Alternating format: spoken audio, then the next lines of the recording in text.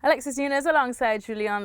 Jules, let's talk about Spurs because we know there's a lot to talk about there, especially with all the problems that they seem to be having right now. But first and foremost, I want to get an update on your BFF, Hugo Lloris. We saw the unfortunate injury that he got at the weekend, dislocated elbow. Yeah. So how long could he be on the sidelines? We should know today he has travelled to Paris to join up with the French national team. As he was supposed to do if he hadn't been injured. Now that he's injured, he needs to go as well to have it checked by the French national team doctor, and he will have more scans, more exams on his elbow, an MRI, I think early this afternoon, on Monday afternoon, that will be then able to tell him how long exactly he should be out. So those kind of dislocation can take usually minimum of 6 weeks, sometimes a bit more. And if you're a goalkeeper, obviously you have to be very careful because you can't suffer a setback or anything like this. So I was told on Saturday that it will be a minimum of 2 months for sure, 8 weeks. I think that between 3 and 4 is probably a more realistic and likely, let's take no risk, precaution things, length.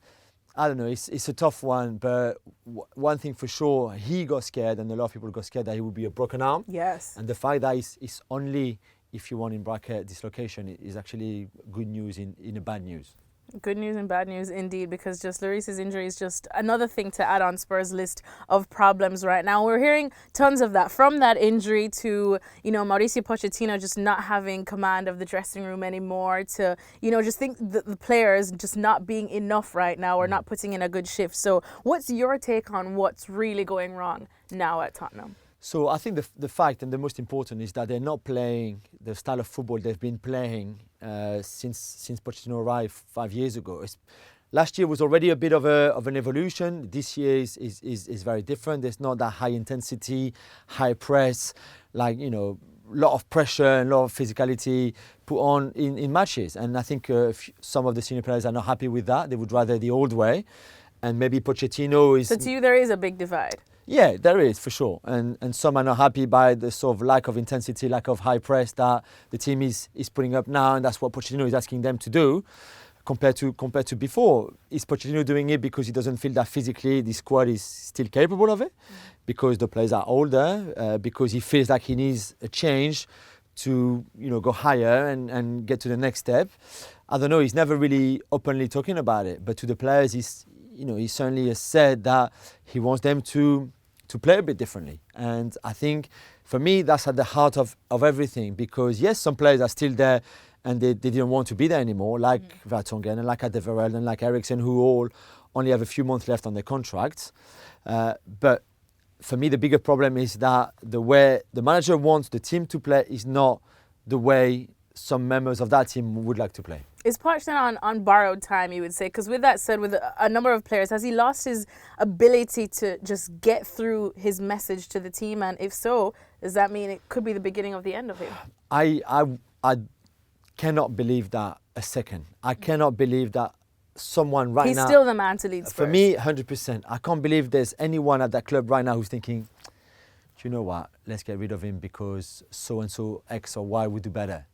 I can't see that at all. I think, and he certainly complained in the summer about that. There's a lot of things in his squad that hasn't been addressed. How can you let Kieran Trippier leave without a proper replacement? How can you let Llorente leave without a proper replacement either? So you don't believe that he should have retired after the Champions League? Or left had he won it, and he said it himself, had they won it, he would have gone. Does that mean that he was already halfway out already? Because there was obviously 50% chance that he would win and 50% that he would lose. So he was 50% in his head already gone. Maybe there's a bit of that. 5 years is already a long time for a manager. I still think Pochettino is good enough and clever enough to last longer in a club. I don't think that's a problem.